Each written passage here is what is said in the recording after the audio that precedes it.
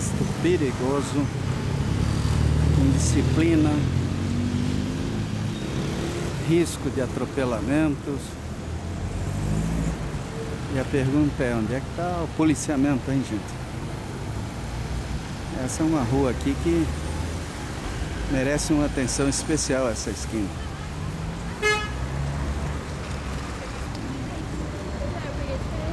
Os riscos são grandes, o problema é grande.